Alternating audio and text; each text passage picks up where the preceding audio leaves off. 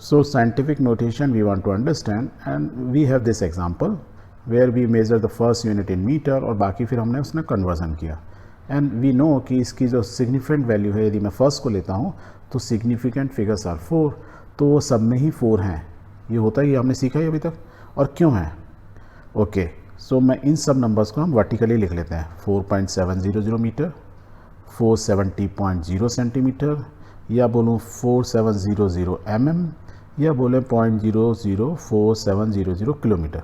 पर ये हैं सब नंबर एक ही. ओके, अब हमको किस फॉर्म में लिखना है इसको? साइंटिफिक नोटेशन में लिखना है. साइंटिफिक नोटेशन का रूल क्या है कि 4 के बाद फर्स्ट डिजिट के बाद पॉइंट लगा के नंबर्स को लिखो. तो वी कैन राइट 4.700 इंटू 10 की पावर 0. तो मल्टीप्लिकेशन हम क्या करते हैं, उसमें मल्टीप्लाई करते हैं 10 की पावर से, और 10 के ऊपर 0 मीन्स एनी नंबर के ऊपर 0 मीन्स 1. तो ये तो 1 ही ऐसे लिख सकते हैं. दूसरे को कैसे लिख सकते हैं? इसको लिखेंगे 4.7 इंटू 10 की पावर 2, क्योंकि हमने पॉइंट यहाँ से यहाँ कर दिया. यूनिट ये मीटर में है, ये सेंटीमीटर में. हम यूनिट में कोई छेड़छाड़ नहीं कर रहे. अब यहाँ पे पॉइंट यहाँ पे है, तो यहाँ आएगा तो कितना हो जाएगा? 4.700 इंटू 10 की पावर 3. एंड सिमिलरली इस केस में लिखेंगे इट विल बी 4.700 इंटू 10 की पावर -3, क्योंकि पॉइंट इसमें राइट साइड में मूव कराया हमने. तो these are the scientific notation and these are the length of an object. जो हमने ऑब्जेक्ट नापा था, मीटर में उसकी इतनी लेंथ थी, सेंटीमीटर में हम उसको ये बोलेंगे, मिलीमीटर में इतना, या किलोमीटर में इतना बोलेंगे. Very good.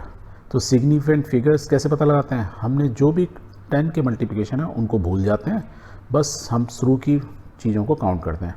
अब इसमें देखो 4.700, क्योंकि हमने बोला था कि कोई भी यदि ऐसे लिखा है, इसका मतलब ये हो रहा है कि ये प्रिसीशन ऑफ द मशीन बता रहा है. तो 4 सिग्निफिकेंट फिगर्स हैं, right.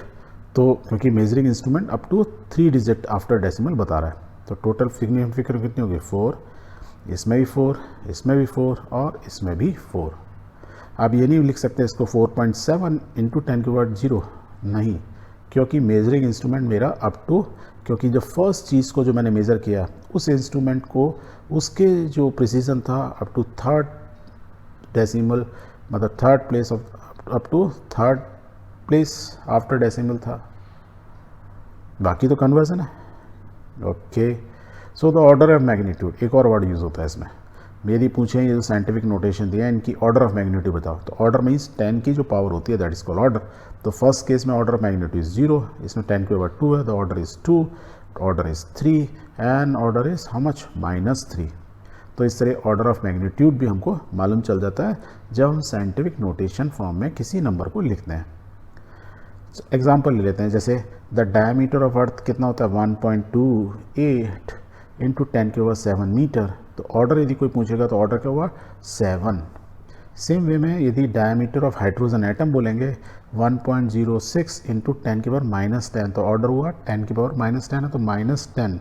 The order of magnitude इस जो फिगर है, ये जो डिजिट दी हुई है, या डायमीटर ऑफ हाइड्रोजन है, इसका ऑर्डर ऑफ मैग्नीट्यूड है 10 की पावर -10.